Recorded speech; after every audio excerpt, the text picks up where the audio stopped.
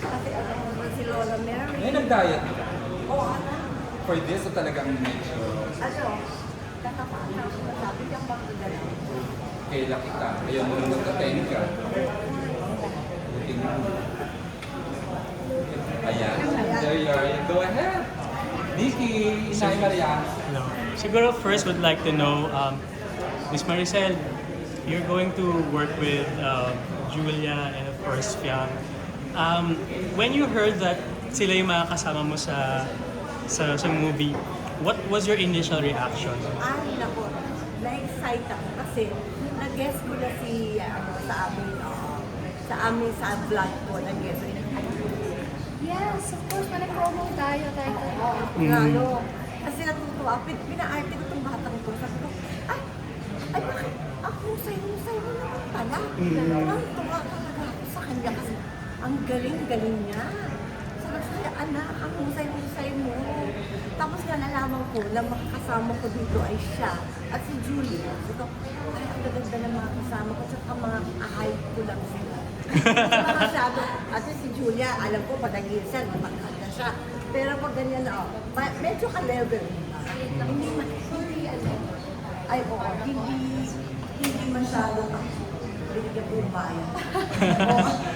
Hindi ako yung mai-intimidate pag matangka. Nahirapan ako kasi ganyan ang usap namin. Diba? Ngayon, wala kang double chin.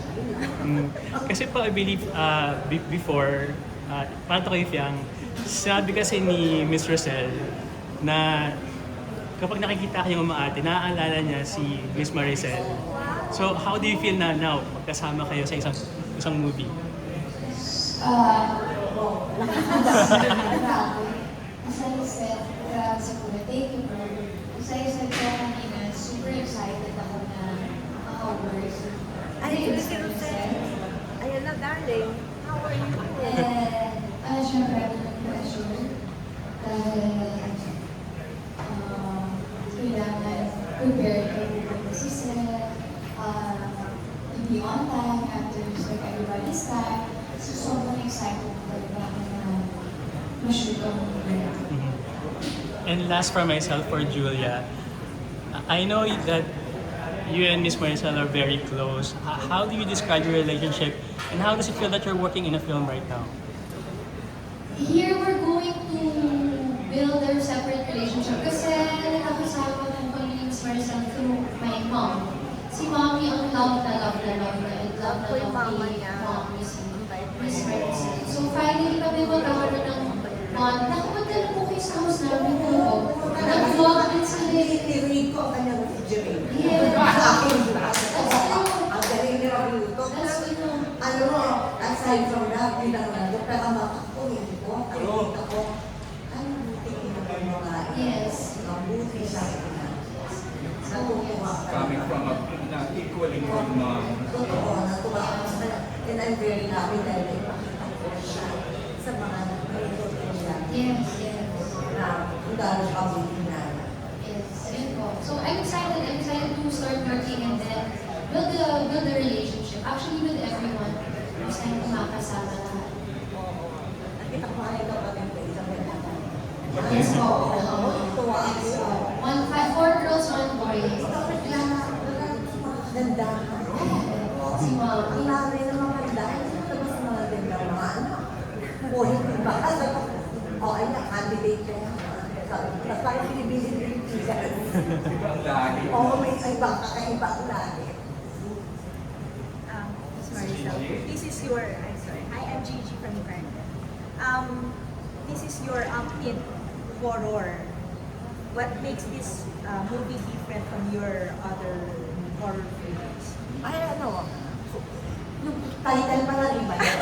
Hindi, pero totoo, si Carnival, di ba? Napakadawang ganito. Di ba ako nagkakagwala ko iba? Yung mga binagyan ko Ano yung talaga. highlight mo? Ayun. Highlight, ano yung sa tingin mo na this made it special?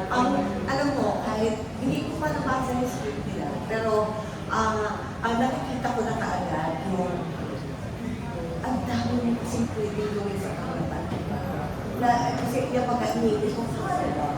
So, social yun, yung social status yung dating. Pero dito sa meron ko yung habol ng mga mouse, di ba? Yung parang release na yun, yung mga ating Ferris wheel, di mo wala yun. Tapos, meron sila yung mga kakabang uri ng mga tao, meron yung alilit na mga tao, ganyan, adalaki, di ba? Ang dami yung pwedeng gawin ko sa kanila. Kaya, umandar na yung utak ko. Sabi ko, ay, ang dami pwedeng gawin sa kanila. Diba, na nakakatakot. Kaya yung salamin lahat, di ba yung papasok sa salamin lahat, nakita mo yung sarili mo, nakakatakot ko yun, hindi ko alam kung ako lalabas. O, ang dami, sabi ko, sigurado ako. You are very much, kumbaga, celebrated as a drama actress. Yes. But horror is also, kumbaga, part of your, ano rin eh. Kumbaga, yes, kumbaga, yung nakilala ka rin sa, yung, ano, prowess ng pagpunta sa mga horror films na shows mo. Ano po sa tingin niyo yung, mas nangigigababaw ba sa inyo yung pagiging drama actress? Ay, iba, kasi kung ano yung hinihingi ng script, yun ang kasi di ba kung pwede yung lumagpas doon. Ano yung, bakit ito? It's not ito, parang kanina kulot ang buhok nito, bakit nakalbo na? Parang gano'n, di ba? Parang yung pinahihintay yung talent. Kasi action-reaction, di ba? Gano'n ako. Pag-atake. Last question for me. Yun nga po si Miss Yang po ay sinasabi the next Marisol Soriano daw. What do you think of that? Alam mo, nakakatawa ang siya.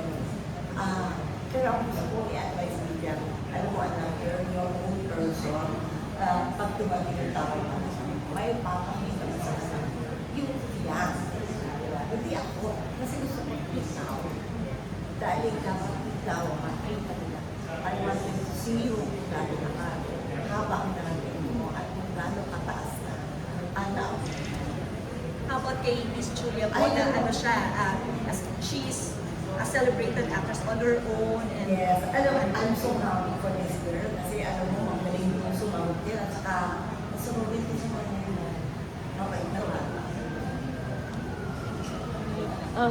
Question for Jules. It's been a while since you did horror. Parang Bloody Crayons pa. Tama ba?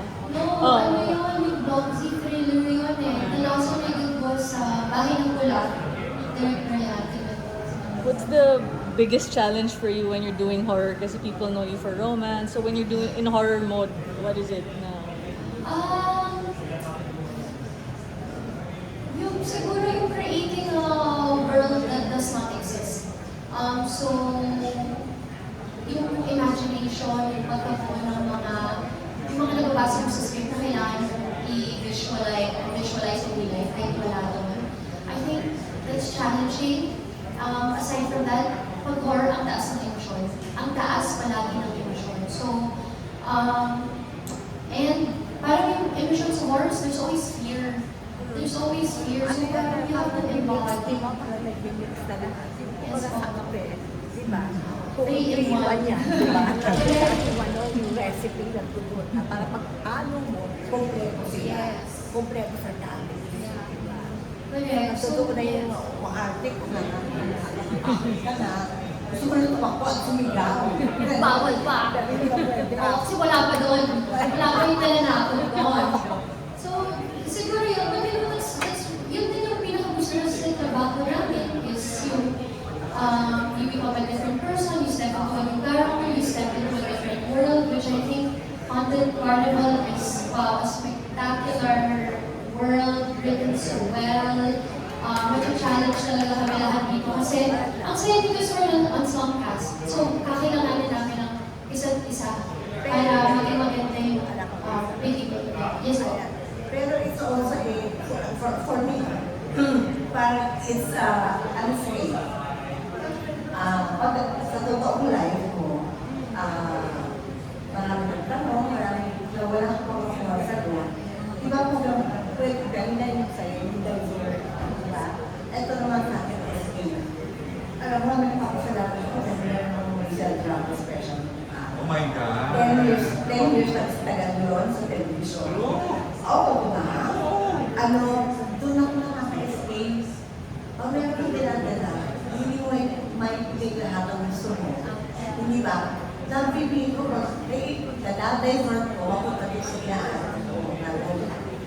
doon ko na yung lalabas. Ayun. What was your first reaction nung nalaman mo nakasama si Miss Maricel? And what do you wish more people knew about her off-screen that you see sa kanya as a friend? Well, actually, there were already a couple of opportunities na dapat magkatrabaho kami ni Miss Maricel po. But it's always about the right project and the right time. And this, I believe, is the right one for the both of us. And, yung off-cam, sobrang lambing ni Miss Maricel, sobrang lambing. Ano po? Kaya nagko-collect ka ng dollars. Kaya nga ako nag-prep na ng mga baby girl ko. Kasi wala nga ako nag-work. Dalawang, mga lalaki na nakatingala ako, di ba? Matatag ka. Matatag sila. At saka lalaki. Hindi mo malandi. Di ba? Lagyan ng pagkalimon. Accessorize.